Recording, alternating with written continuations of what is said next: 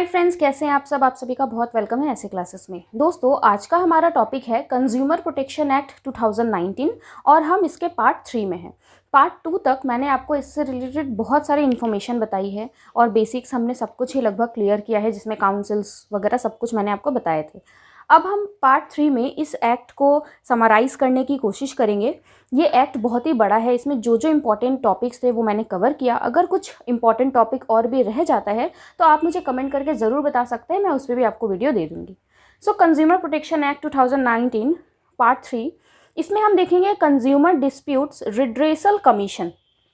अभी तक आपने जो काउंसिल वगैरह देखे उसमें कंफ्यूज होने की ज़रूरत बिल्कुल भी नहीं है। पार्ट 2 में मैंने आपको सेंट्रल, स्टेट और डिस्ट्रिक्ट तीनों रिलेटेड कंज्यूमर प्रोटेक्शन काउंसिल के बारे में बताया था और इसके साथ मैंने आपको जो सेंट्रल अथॉरिटी थी उसके बारे में भी बताया था। अब पार्ट 3 में वापस से हम बात करेंगे। इस बार भी स्टेट, डिस्ट्रिक्ट और नेशनल तीनों आएंगे, लेकिन अब हम बात करेंगे redressal commission, consumer dispute redressal commission. मतलब ये जो कमेटी है वो किस लिए बनी है, तो ये सुधार के लिए बनी है। अब जो गलतियां होंगी उन्हें सुधारा जाएगा। पहली जो काउंसिल बनी थी वो एक्ट रिलेटेड मैटर को देखने के लिए बनी थी। सेंट्रल कंज्यूमर प्रोटेक्शन अथॉरिटी जो थी वो किस लिए बनी थी, वो कंज्यूमर के राइट को सेफगार्ड करने के लिए बनी थी। और अब जो है, जो छोटे मोटे लड़ाइयाँ होती है या बड़े भी लड़ाई होते हैं, वो उन सब को देखने के लिए बनेगी। तो कंज्यूमर डिस्प्यूट रिड्रेसल कमीशन जो कि स्टार्ट है सेक्शन 28 से। कौन इसे बनाएगा, तो स्टेट गवर्नमेंट बनाएगा। ये डिस्ट्रिक्ट का है। स्टेट गवर्नमेंट नोटिफिकेशन देगा सेम ऑफिशियल गैजेट में, और डिस्ट्रिक्ट कमीशन हर डिस्ट्रिक्ट में, मतलब स्टेट के हर डिस्ट्रिक्ट में सेटअप करेगा। तो अगर एक स्टेट के हर डिस्ट्रिक्ट में एक डिस्ट्रिक्ट कमीशन सेटअप हो रहा है तो वो स्टेट गवर्नमेंट ही करेगी। इसमें कौन कौन होंगे कंस्टिट्यूट में, प्रेसिडेंट होंगे और मेंबर्स होंगे कितने, नॉट लेस देन 2 मेंबर्स। और वो मेंबर्स कौन प्रिस्क्राइब करेगा, तो सीजी यानी कि सेंट्रल गवर्नमेंट। और इसका जुरिस्डिक्शन कितना तक होगा, तो ये जो है वो कंप्लेंट मैनेज कर पाएंगे 1 करोड़ रुपए तक का। 1 करोड़ रुपए तक के गुड्स में जितने भी डिस्प्यूट वगैरह होंगे तो वो डिस्ट्रिक्ट काउंसिल टैकल करेंगे। नेक्स्ट हमारा टॉपिक है मीडिएशन। मीडिएशन जो कि कवर्ड है सेक्शन 37 में। मीडिएशन का मतलब क्या होता है, जो कि मीडियोकर या फिर कोई मिडिल मैन जिस लड़ाई को सॉल्व कर दे दोनों पार्टी के बीच का, जो कि बहुत ही इजी तरीके से हो जाता है, जिसमें मैटर को बहुत ज़्यादा खींचा नहीं जाता। तो अगर पार्टीज़ एग्री हो जाती हैं कि हाँ हम लोग छोटे मोटे तरीके से लड़ाई झगड़े को सॉल्व कर लेंगे, तो वो लोग 5 दिन के अंदर में एक रिटन कंसेंट देंगे। मतलब जिस दिन से कंप्लेन करने जा रहे हैं उसके 5 दिन के अंदर वो रिटन कंसेंट देंगे, लिख कर देंगे कि हाँ हमें मीडिएशन से सॉल्व करना है।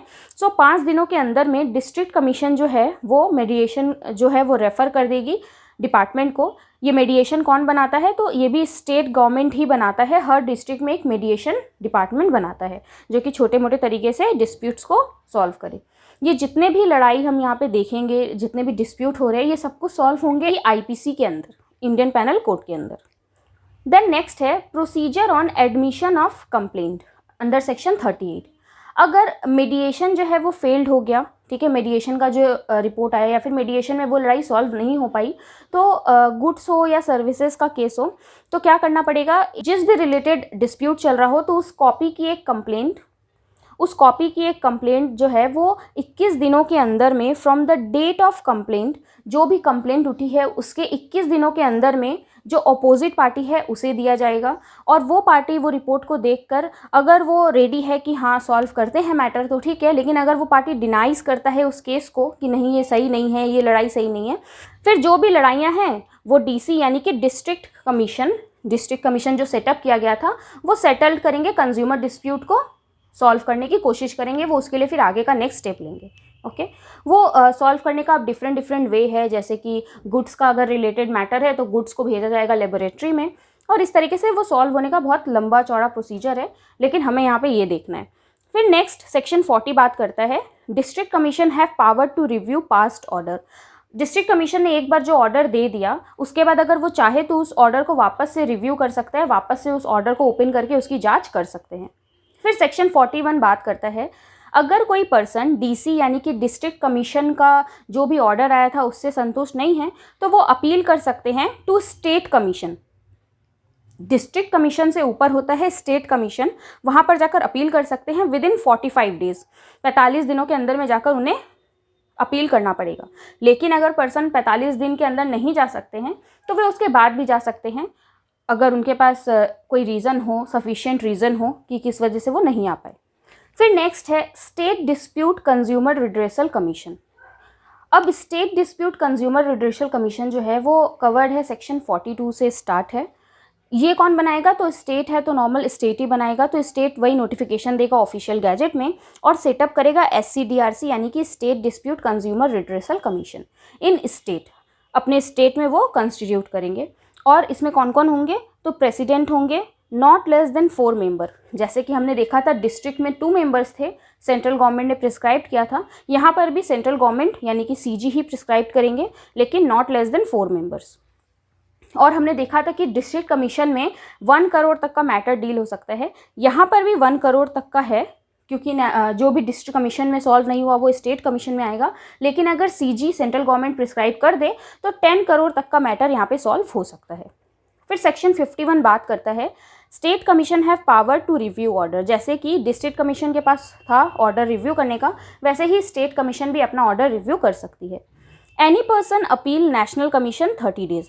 और सेम जैसा कि DC से यानी डिस्ट्रिक्ट कमीशन से कोई पर्सन अगर संतुष्ट नहीं है तो वो स्टेट कमीशन के पास आता है, ऐसे ही स्टेट कमीशन से अगर कोई व्यक्ति खुश नहीं है तो वो अपील कर सकता है नेशनल कमीशन को विदिन 30 डेज। 30 डेज से ज़्यादा भी अगर हो तो चलेगा, लेकिन सफिशिएंट रीज़न रहना चाहिए। फिर नेक्स्ट अब हम देखते हैं national consumer dispute redressal commission, जो कि कवर्ड है सेक्शन 53 से। फिर यहाँ पर CG यानी कि सेंट्रल गवर्नमेंट इसको सेटअप करेंगे, क्योंकि यहाँ पे नेशन की बात है। तो सेंट्रल गवर्नमेंट सेटअप करेंगे NCDRC। कहाँ सेटअप करेंगे? स्टेट था तो स्टेट में, डिस्ट्रिक्ट है तो स्टेट के अंदर, और ये कहाँ होगा? तो ये NCR या फिर अदर रीजन जहाँ पे गवर्नमेंट चाहे सेंट्रल गवर्नमेंट वहाँ पे होगा। इसमें कौन कंस्टिट्यूट होंगे? तो एक प्रेसिडेंट और नॉट लेस देन 4 मेंबर्स। यहाँ पर मैंने CG प्रिस्क्राइब्ड इसलिए नहीं लिखा क्योंकि ये तो खुद ही CG का है, तो नॉट लेस देन 4 मेंबर्स यहाँ पर होंगे। और नेशनल कमीशन में वही क्वेश्चन जाएंगे जो क्वेश्चन रिलेटेड टू लॉ हो। अब हम बात करते हैं पेनल्टी की। पेनल्टी जो कवर्ड है सेक्शन 88 से स्टार्ट है। दोस्तों, पेनल्टी देखने के पहले मैं आपको बता दूं कि ये एक्ट जो है ना वो बहुत ही बड़ा एक्ट है, ठीक है। मैंने पूरे एक्ट को छोटे में समराइज़ करके आपको बताने की कोशिश की है। इस एक्ट में और भी बहुत सारी कई चीज़ें हैं, लेकिन मैंने जो आपके एग्ज़ाम रिलेटेड इंपॉर्टेंट टॉपिक है उन्हें कवर किया है। अगर आपको इस एक्ट से रिलेटेड या इससे और भी कई एक्ट से रिलेटेड अगर नोट्स चाहिए, MCQs के नोट्स वगैरह चाहिए, आपके सिलेबस के अकॉर्डिंग नोट्स चाहिए, या आपको क्लासेस चाहिए, तो उसके लिए आप हमें कांटेक्ट कर सकते हैं। आप व्हाट्सएप पे हमें मैसेज भेज सकते हैं। व्हाट्सएप की इन्फॉर्मेशन आपको नीचे डिस्क्रिप्शन बॉक्स में दी हुई है, ओके। पेनल्टी की हम बात करें तो सेंट्रल अथॉरिटी ने जो भी कंप्लायंस बोला, अगर वो नहीं फॉलो किया जाता तो 20 लाख तक का जुर्माना और 6 महीने तक की जेल या फिर दोनों हो सकती है।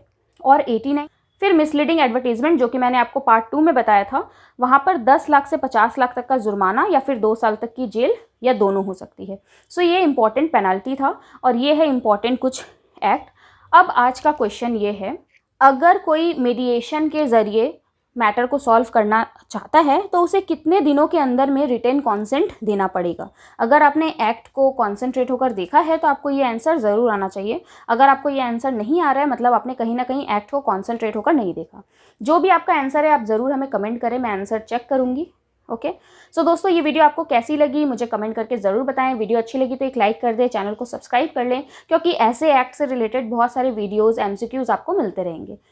दोस्तों, आप हमसे फेसबुक, इंस्टाग्राम हर जगह जुड़ सकते हैं। वहाँ पर आपको डेली न्यू अपडेट्स मिलते रहते हैं, नए एक्ट्स के, नए कॉमर्स रिलेटेड अपडेट्स। तो अगर ऐसा कुछ भी आपको चाहिए तो आप हमसे जुड़ सकते हैं। आपको सारी इन्फॉर्मेशन डिस्क्रिप्शन बॉक्स में दी हुई है। Thank you friends.